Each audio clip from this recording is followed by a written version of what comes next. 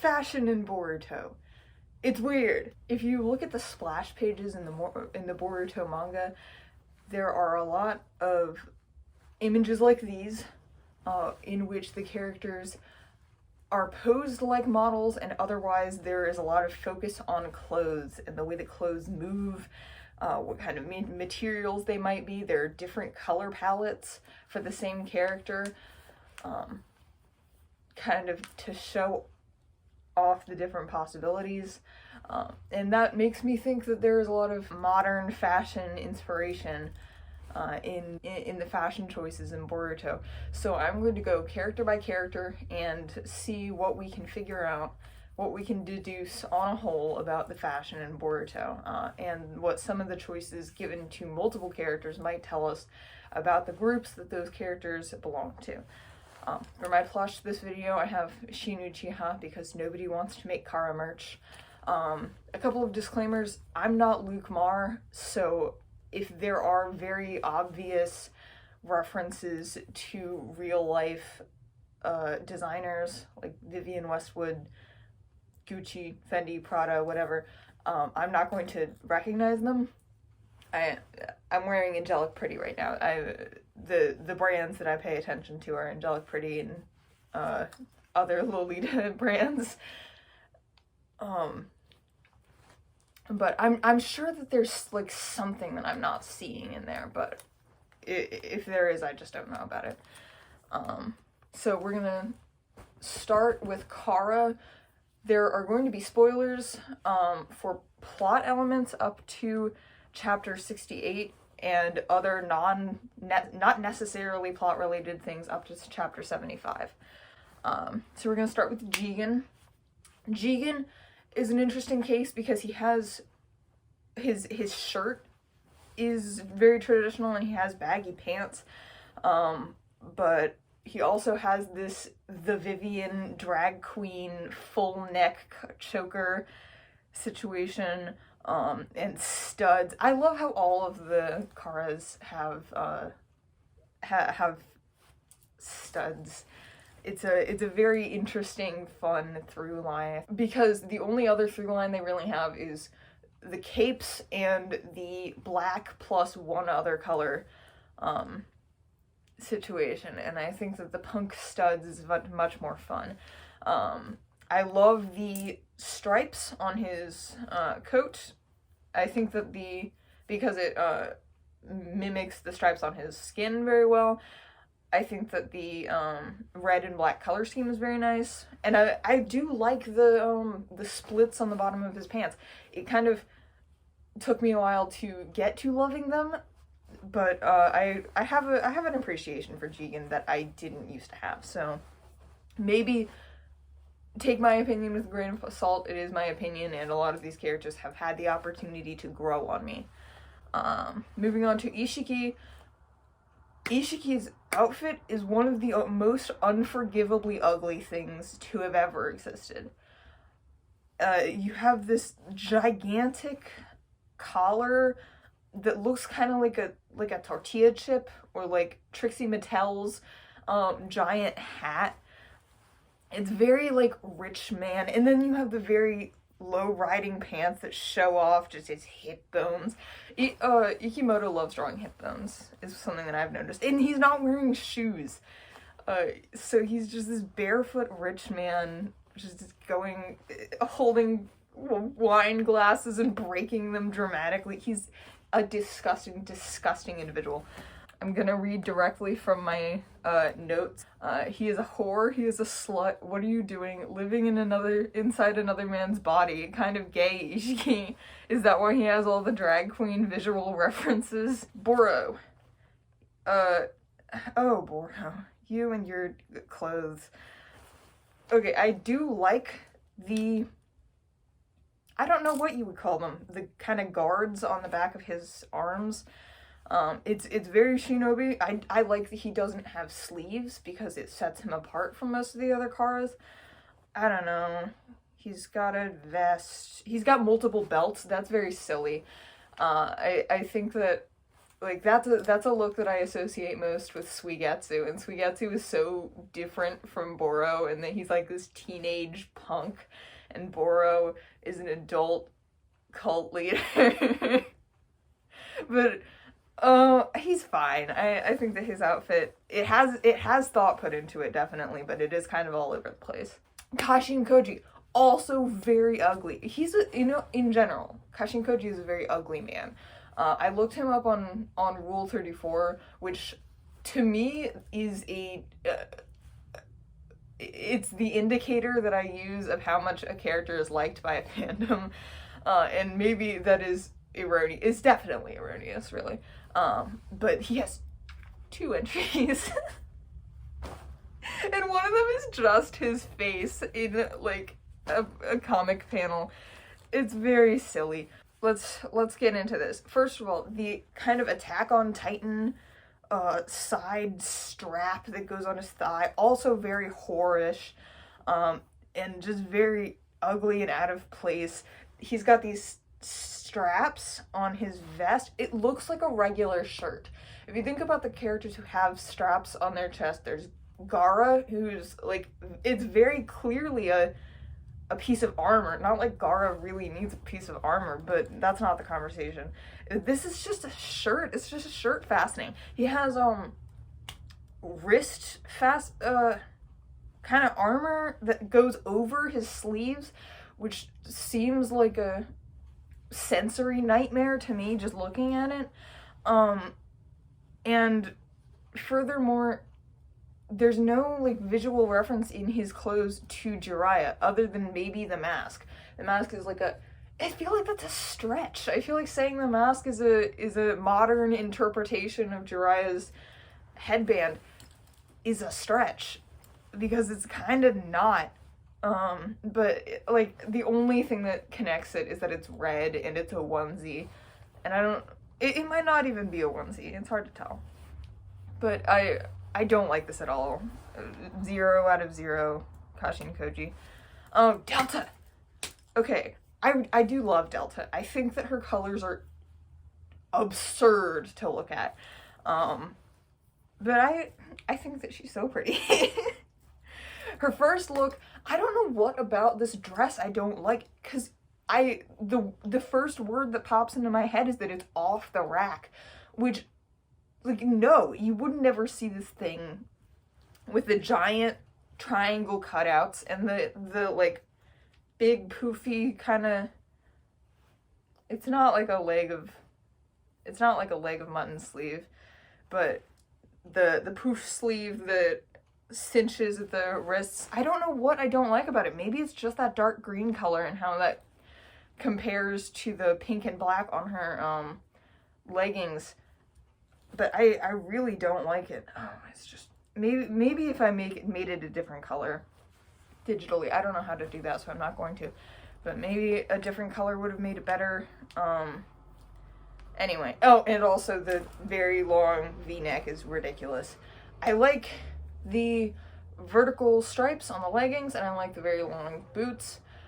I feel like it should have been one or the other, because both of them serve to elongate her legs, which is important because she's a leggy girl, but both of them together, again, it might just be the colors, but it looks a little bit ridiculous to me. Her second outfit, I think it's a redemption arc, because I like it so much better. It's the same from the waist down, basically, but she has a strapless dress, which I think is really nice and elegant, and the long gloves. I wouldn't have thought of that for her. It seems kind of out of place for her, but I like it anyway. Like, I think that was a good decision. And then my favorite part is the cape, where she used to have the big billowing kind of, the hood would come down, and so there was just a lot of collar. But this collar is cinched in like the collar on her first dress, and it has a triangle with the leaf spiral in the middle, which mirrors the one on her forehead, and it splits into two in the back, which I just think was genius. And it exposes, if you're looking at her from the back, it exposes the triangle on her back. So redemption arc for Delta's visual design. I love it. Code. Okay, does anybody else get Eloise Trancy from Code's outfit? Obviously, like, a more grown-up Eloise, but it's very, like, confused Victorian boy. I like the concept of the asymmetrical vest. I like the little chain. The, like, ascot thing, ridiculous, but it fits with Code's brand of just being kind of a snobby, gross teenager. The thing that I really don't like about this design is the striped this part and on the pants. I think that I think that it is smart to have something on his forearms or on his hands to accentuate his hands, in the same way that it's smart to accentuate Delta's legs, because that's the part of their body that they fight with the most. But I think that it is silly that it's also on the pants, and to me it evokes Kisame and Zabuza, and the swordsman, which is just a very contrasting, both aesthetic and, like, battle style from Code's. So I don't think that that's for him. I think that he needs to go back to the drawing board. Ida. I loved Ida's design. I think that it's one of the most visually beautiful things, like, clothing-wise at least, to come out of the Naruto franchise.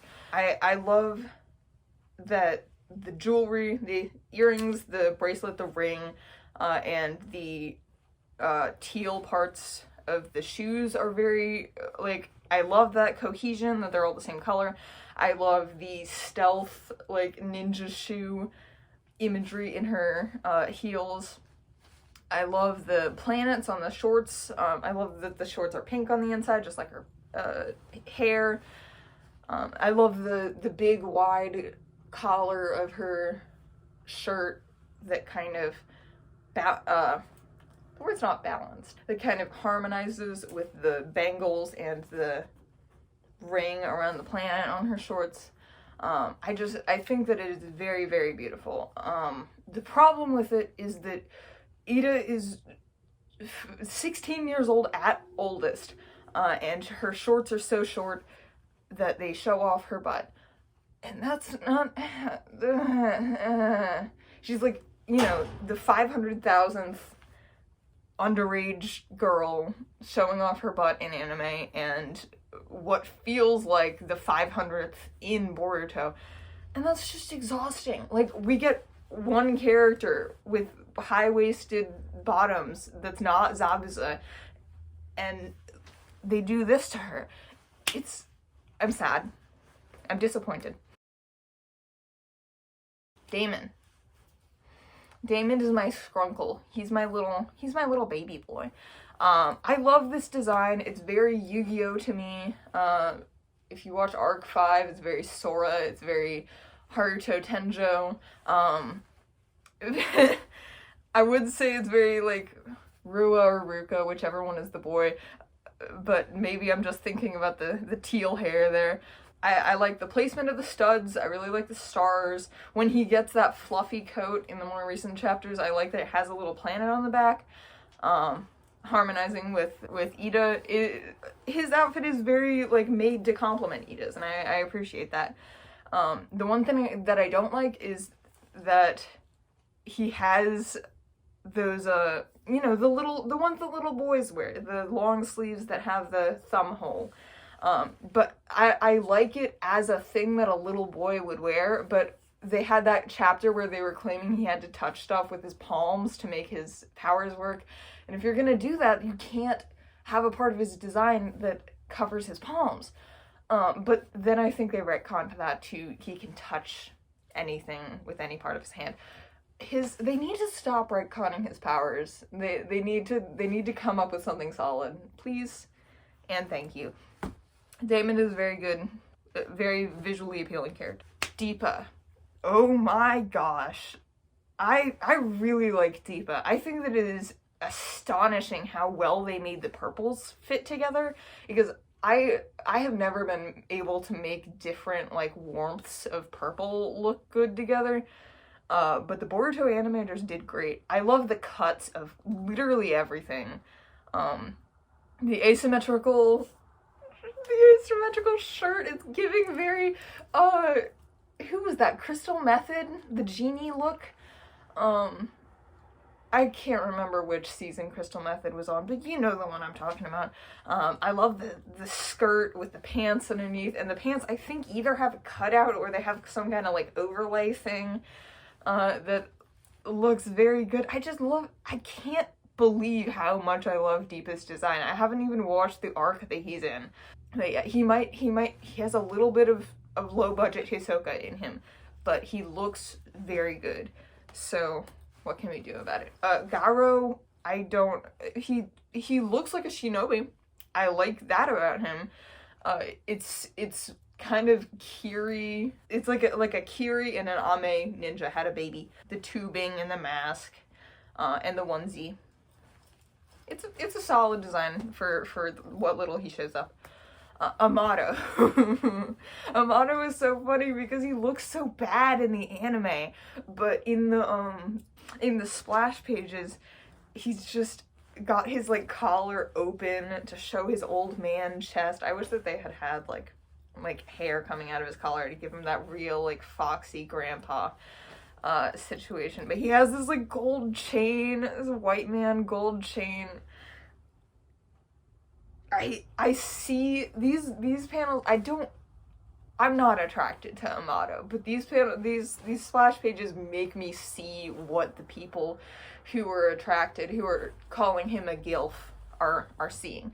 Oh, and then there's that outfit from where he escapes from Kara to Konoha. I think it's very silly. I think it's very Hoth from Star Wars. I don't have anything else to say about it. I like it. I think it's funny.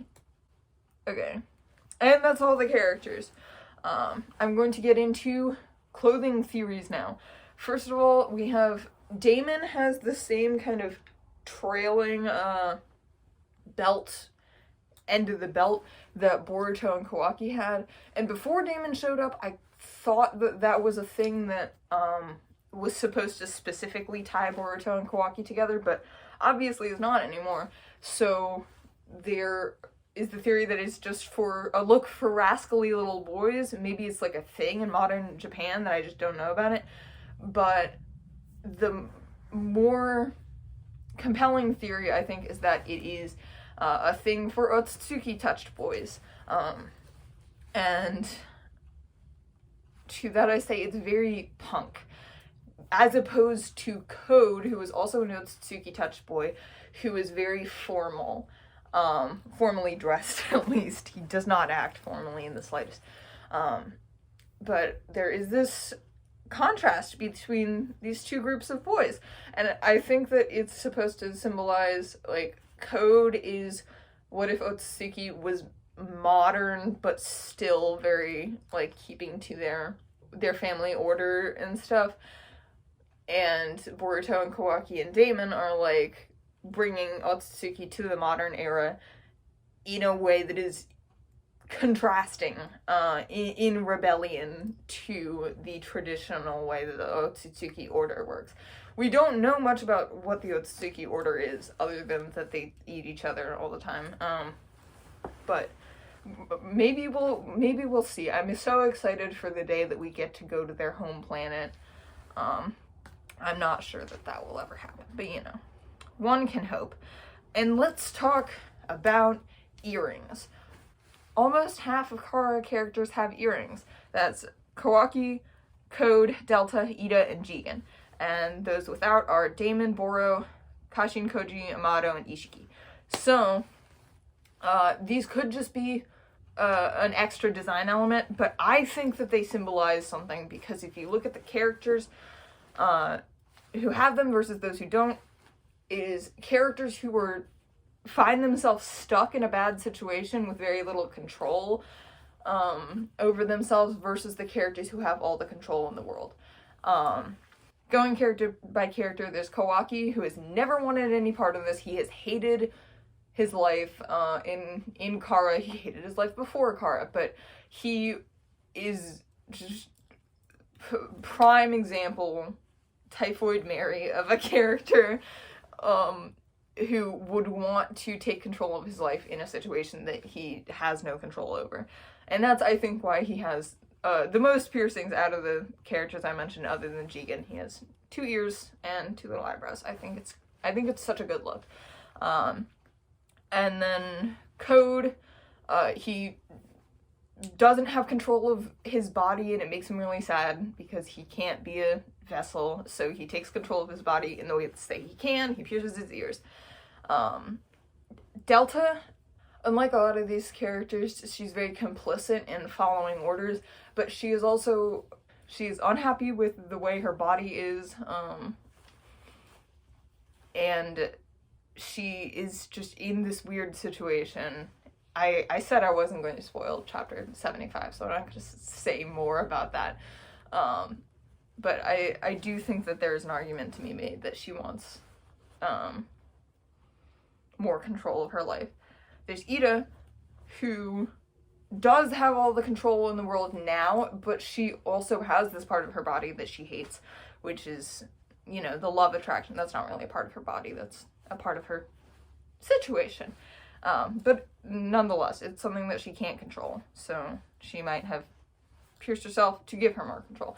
And then there's Jigen, who is a 1,000-year-old human monk being piloted around by a very tiny alien who lives in his brain cavity.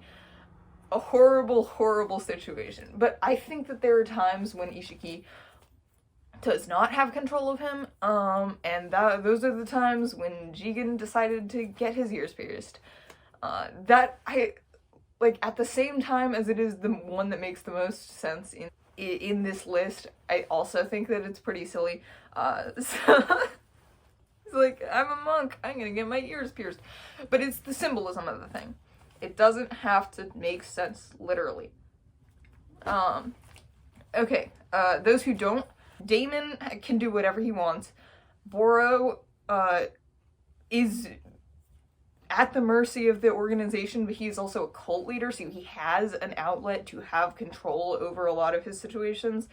Kashin Koji, also very submissive to the organization and submissive to his fate, I think. Amato has been doing his own little rebellion for, who knows, many years now, possibly, trying to take down Ishiki. And then there's Ishiki, who is God. I didn't mention Ao in this video as of yet, but in the earring theory, because he makes me so sad, his situation is horrible, and also his outfit hasn't changed that much since Naruto. So my one comment on his outfit is that he is very visually a holdout from the era of Shinobi. And within the earring theory, he took out his earring, which is, to me, an admission of his loss of control over his body after the war. It's so depressing. But anyway, I'm not gonna dwell on that. The Owl arc was how many episodes, how many chapters ago? Okay. These are my thoughts. Let me know what you agree with, what you didn't agree with. What do you think of the earring theory? What do you think about the silly punk belts that our boys are wearing? Do you recognize any of the fashion inspirations? What do you think about the focus towards kind of editorial model fashion aesthetics in Boruto?